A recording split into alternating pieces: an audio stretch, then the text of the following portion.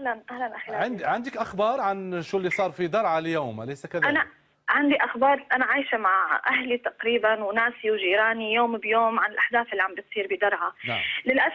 للاسف في نظريه عند الاعلام السوري انه الشعب السوري غبي.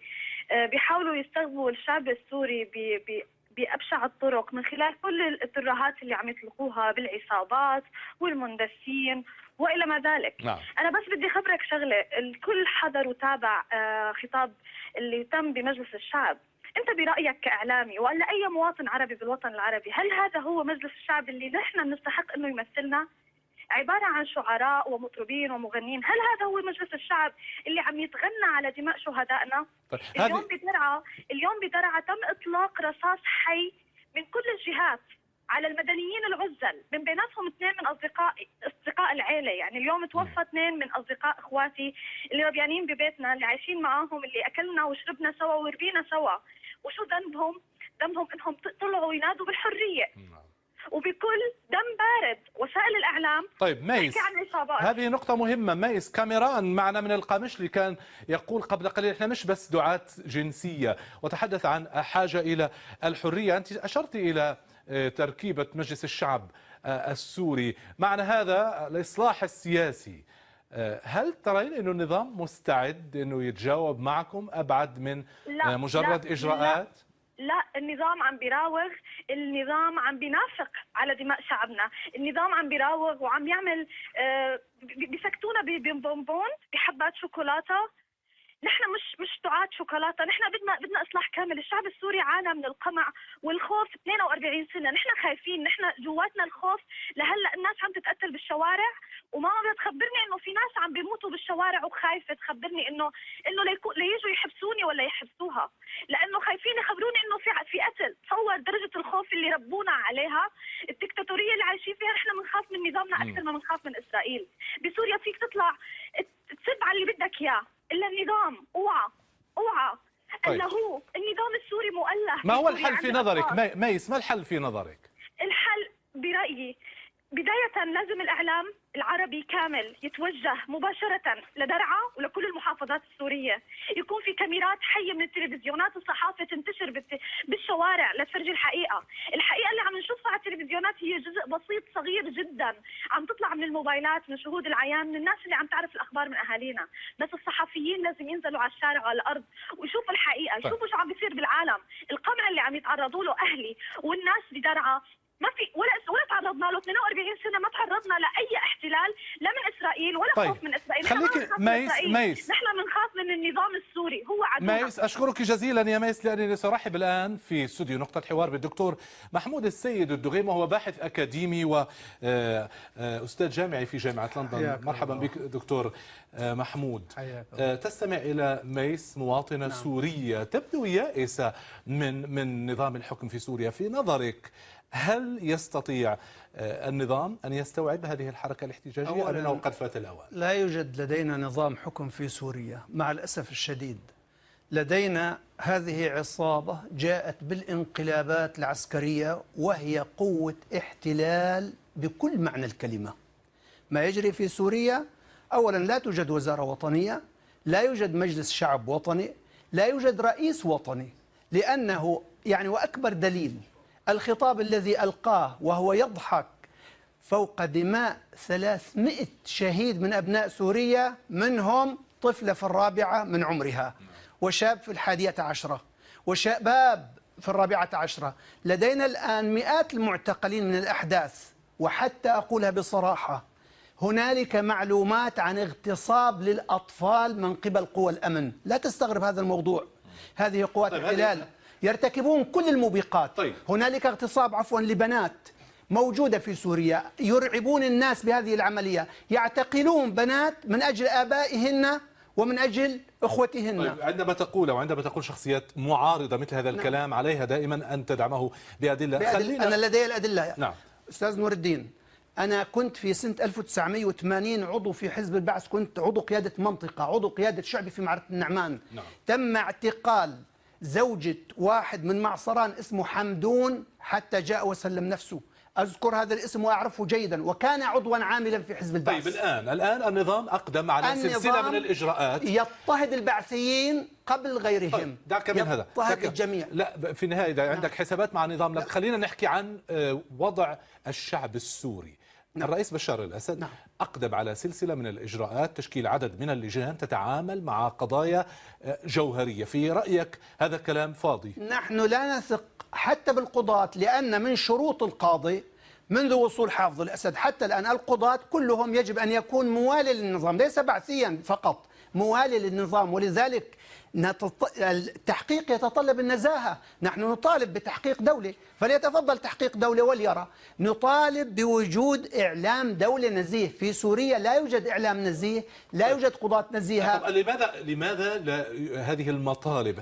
هل النظام غير مستعد لسماعها؟ لأنه في النهاية عندما تسمع مثل هذه المطالب منك كأكاديمي سوري، مع احترامنا لجميع السوريين، ربما يؤخذ عليك أنك تتحدث من الخارج، والنظام السوري يقول لدينا حسن نية وإحنا مستعدين للإصلاح. أنا أستاذ نور الدين حينما خرجت من سوريا في سنة 1983 كنت أحمل عضوية عاملة في حزب البعث. أنا خرجت عندما شاهدت هذا النظام يلغ في دماء الشعب بشكل كامل في سنة 80، في سنة 82 مجزرة حماة 30,000، مجزرة تدمر في السجن، بعدين مجزرة صيدنايا في ضمن السجن، هذا يقتل حتى السجناء.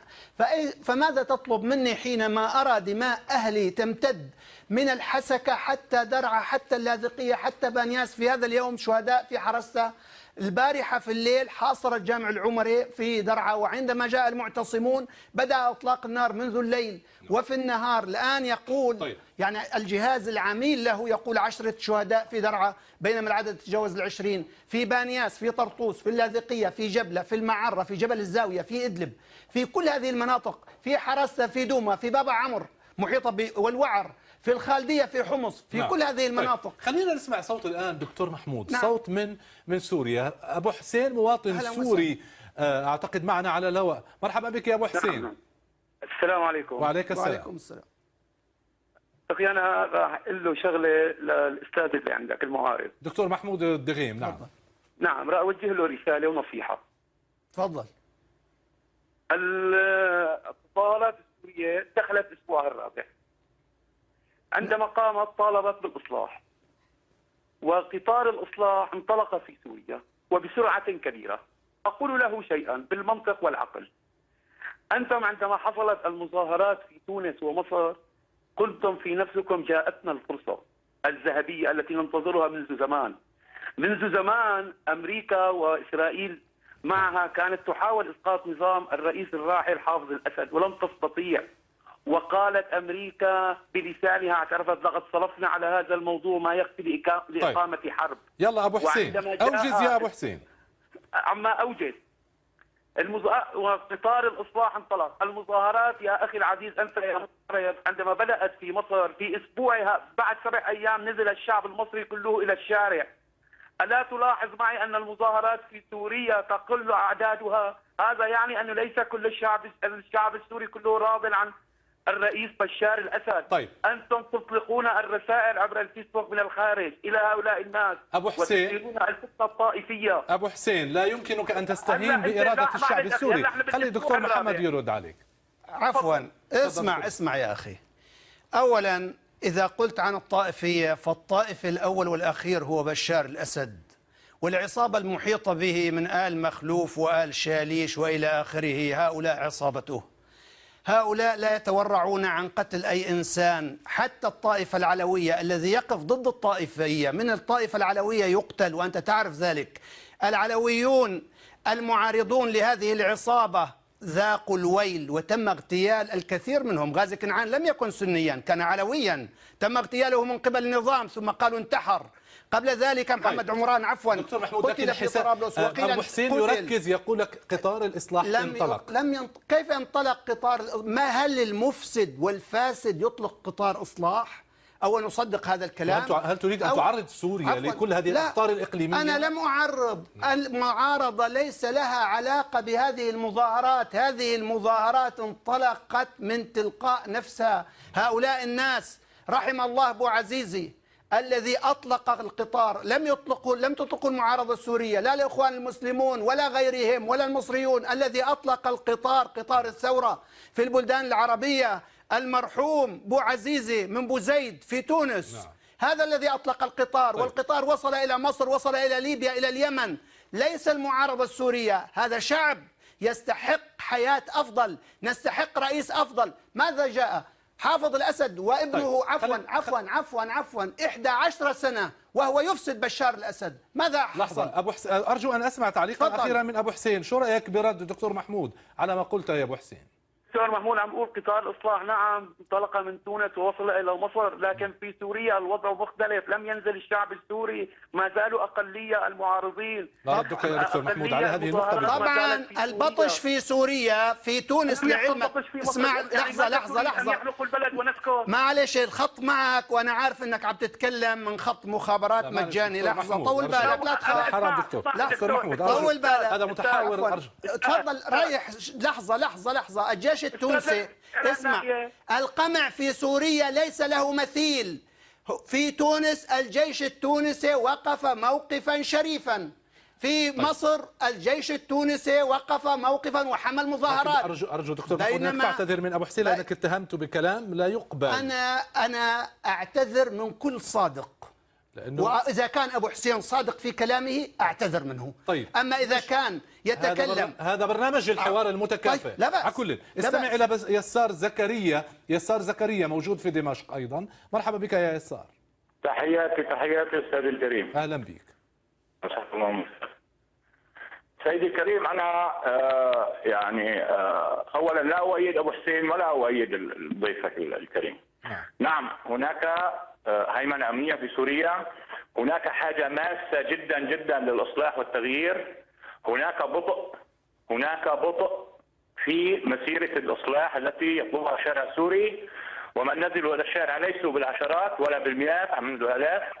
ولكن أولا ثق تماما كل الشعب السوري غالبي لا يقل عن 90% من الشعب السوري يؤيدون رئيس بشار الأسد. مسألة هذه الادعاءات التي يقول عنها ضيفاك اغتصابات في السجون، أنا مقيم بسوريا وأعرف هذا الكلام غير صحيح إطلاقا.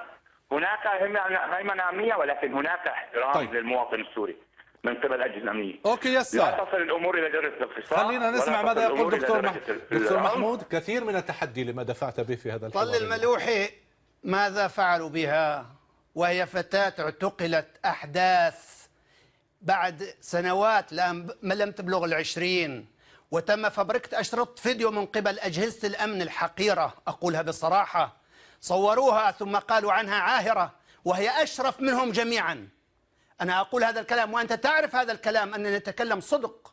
هنالك في السجون، أنا لم آتي من الإخوان المسلمين ولا من غيرهم من الأحزاب، أنا كنت في حزب البعث وأعرف ماذا يفعل هؤلاء الرفاق من السفالات وماذا يجبرون عليه من الجرائم.